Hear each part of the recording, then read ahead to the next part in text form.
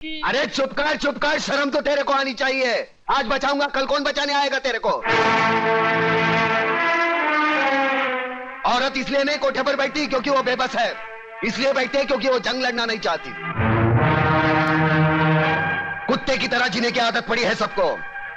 अरे इज्जत से जीना है तो खुद लड़ना सीखो। ऊपर वाले ने हाथ दिया है, लगे फैलाने, मुंह दिया है, लगे गिड़गिड़ाने, बचाओ बचाओ। कौन आएगा? अरे दांत सिर्फ खाने चबाने के लिए नहीं है, काटो उसको। अरे वो डंडा उठा, फोड़ दे उसका सर, हम तमाशा देखेंगे। क्यों कलमौली भाई?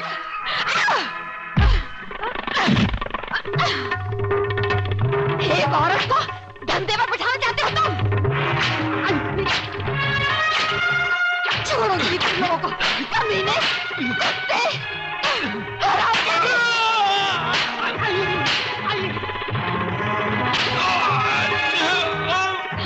बहुत तंग किया तूने मुझे बेचना चाहती थी। मुझे छोड़ो।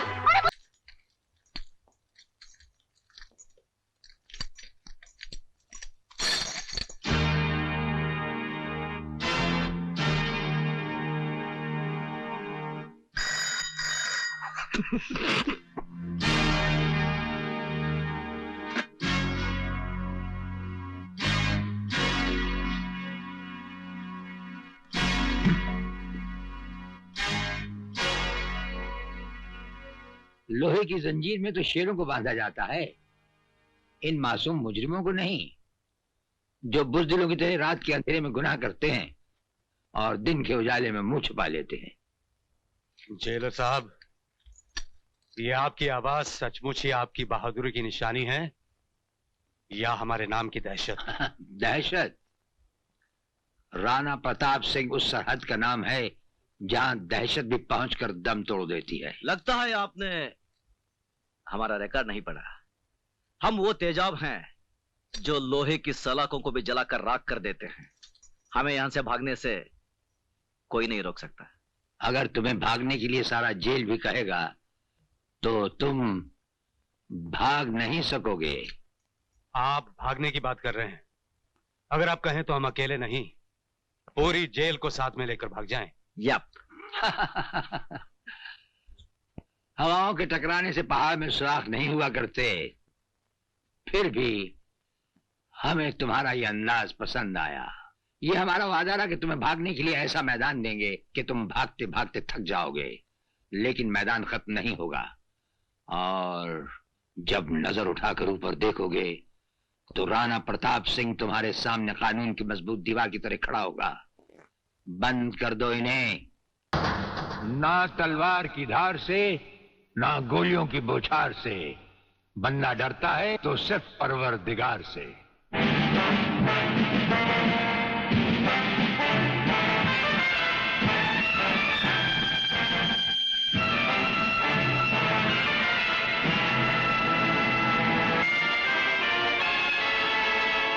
ब्रिगेडियर सूर्यदेव सिंह? अच्छा, तो यही है तुम्हारा ब्रिगेडियर सूर्यदेव सिंह। ढूंढ डालो इसे। खबरदार, कोई हिलेगा नहीं। हमारे कमांडोज ने तुम्हारे सब साथियों को घेर रखा है। स्वामी जी, जरा अपने पीछे भी नजर डालो। ये कमांडो बड़ा खतरनाक है। तुम्हारा बाप है, पत्ता हिलने से पहले ही पेड़ काट डालता है। तुम्हारी भलाई अब इसी में है कि बिना हिले जुले खामोश खड़े रहो।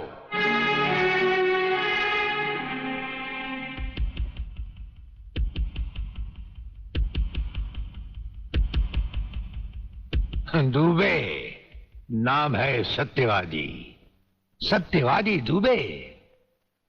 जैसे गधे की पीठ पर घोड़े की जीन अच्छी नहीं लगती, वैसे ही तुम्हारे कंधों पर ये सितारे अच्छे नहीं लगते।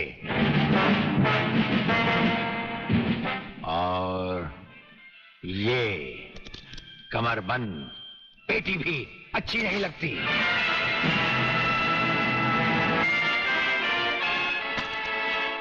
अब वो कसम याद करो जो तुमने खाई थी ये वर्दी पहनने से पहले। हम कसम खाते हैं कि हम पूरी ईमानदारी और वफादारी से देश और कानून की रक्षा करेंगे।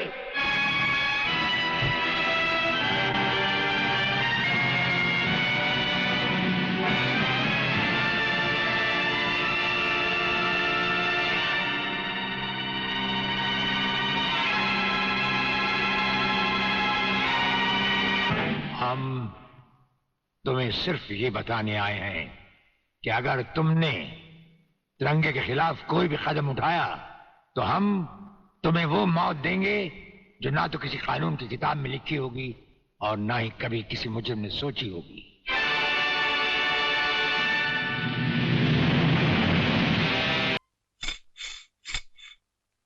ए, बंदूक है यार, बंदूक। नमस्ते सर। तुम दोनों यहां? सर वो तू बोलना यार। सर हम आपसे अकेले में बात करना चाहते हैं।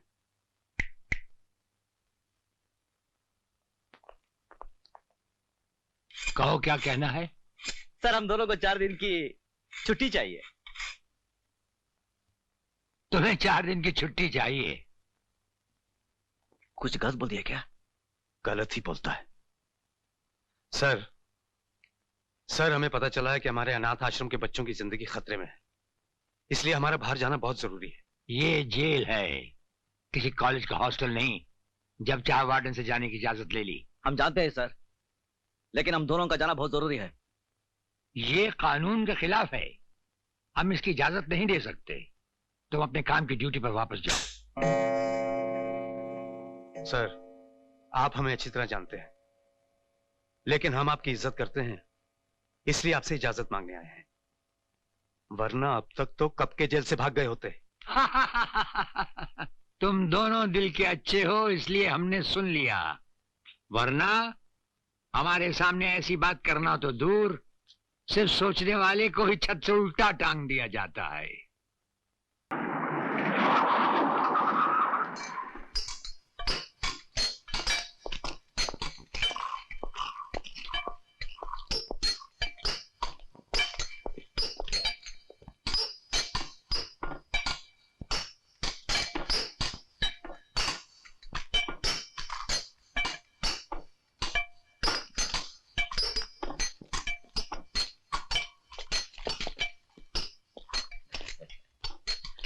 नमस्ते सर। ये क्या बदतमीजी है?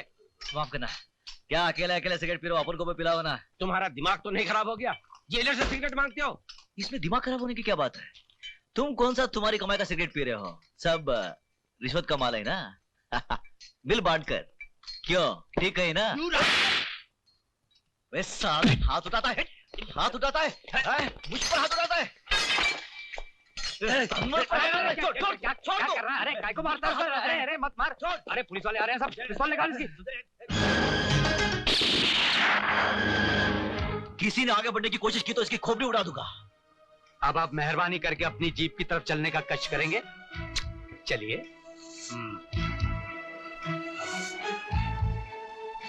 खबरदार।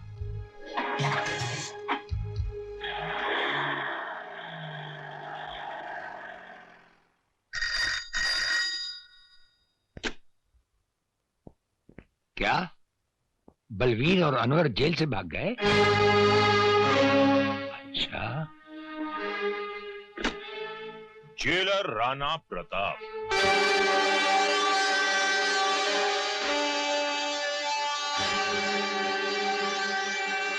राणा प्रताप, वो राणा प्रताप जिसकी इजाजत के बगैर उसकी जेल से हवा भी नहीं गुजर सकती। आज उसकी जेल से एक साथ 2 कैदी भाग गए। ये खबर हम तक पहुंच चुकी है। वो भागे नहीं है जेलर, बल्कि तुमने उन्हें भगा दिया है। हम पर यह इल्जाम लगाने से पहले बुरा लग गया? उस दिन हमें भी बहुत बुरा लगा था जब आप हमारे घर आए थे हम पर एक झूठा और बेबुनियाद इल्जाम लगाने। उस इल्जाम की एक मजबूत बुनियाद है। जिस दिन तिलकधारी की जबान पुलिस ने खुलवा दी, जो कि वो जरूर खुलवाएगी, उस दिन उस इल्जाम की सच्चाई आपके सामने आ जाएगी। For your kind information jailer साहब, तिलकधारी को हमने पुलिस लॉकअप से जमानत पर छुड़वा लिया है।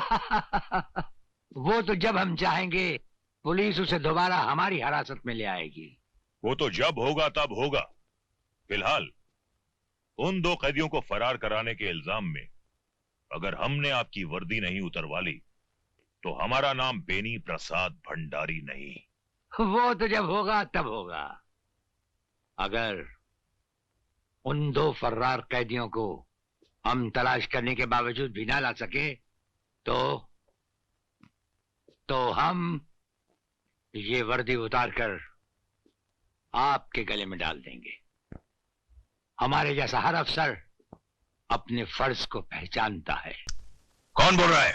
चिल्ला मत और मेरी बात अच्छी तरह से अपने भेजे में उतार ले। तूने मेरी राख मंगवाई थी टीका लगाने के लिए, मैंने तेरे भड़वों की राख भेजी है, पूरे बदन को लगा ले। ठंडा कर अपना भेजा, ठंडा कर। चतुर सिंह के आदमियों की चिता जलाना तुम जैसे पागलों की बस की बात नहीं है। चतुर सिंह, ऊपर वाले के हाथ से तू बचे ना बचे, लेकिन मेरे हाथ से तेरे को कोई नहीं बचा सकता। अगर एक बाप की औलाद है तो एक बार मेरे सामने आकर दिखा। तू भौंकता बहुत है आराम के, और भौंकने वाले कुत्ते हमें पसंद नहीं। अगर अपने बाप की औलाद है तो आ जाना महालक्ष्मी चौक पे। हम हर साल नवरात्रि को माँ की पूजा करने वहां जाते हैं। अरे जितनी मन्नतें मांगनी है आखिरी बार मांग ले, ये तेरी जिंदगी की आखिरी पूजा होगी। ठंडा कर। यकीन नहीं आता तो उस राख को मसल कर देख, तेरे पालतू कुत्ते की निशानियां उसमें मौजूद है।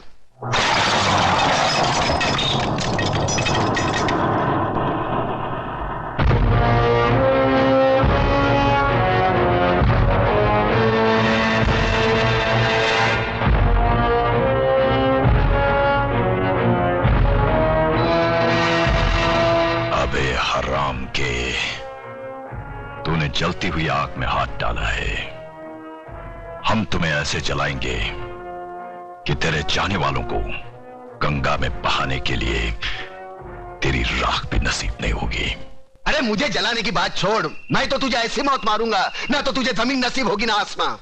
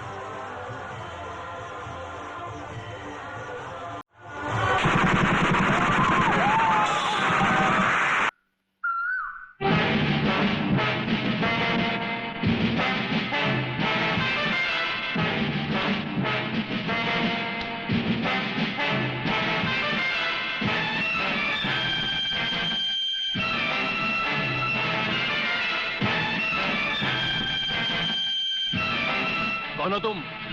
लगता है बब्बन मियां ने कल रात अपनी आंखों में सुरमा नहीं लगाया, जरा कम दिखाई देता है। ब्रिगेडियर सूर्यदेव सिंह? हाँ, ब्रिगेडियर सूर्यदेव सिंह। बब्बन मियां, हमें तो उसी के हाथों से मरना है जिसने हमें इस दुनिया में पैदा किया। तुम सब अपने आप को हमारे हवाले कर दो, वरना तुम्हारा बनाया हुआ आमों का बागीचा तुम सबका अपने हाथों से बनाया हुआ कब्रिस्तान बन जाएगा। तो आओ आगे और पकड़ लो मुझे, मगर इतना याद रखना कि जहां तुम खड़े हो उस पेड़ से लेकर मैंने अपने चारों तरफ माइंस बिछा रखी हैं। अगर इसके अंदर तुमने पैर रखने की भी कोशिश की तो तुम्हारे चींचड़े उड़ जाएंगे। यकीन नहीं आता तो ये देखो।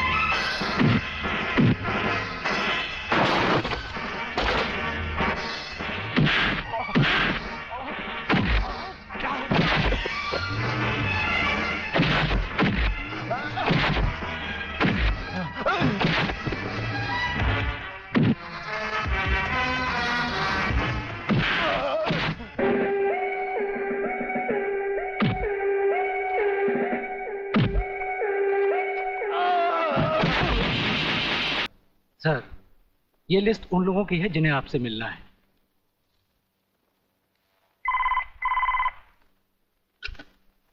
सर, मंत्री जी आपसे मिलना चाहते हैं। टंडेल का नाम है क्या इसमें? जी नहीं सर।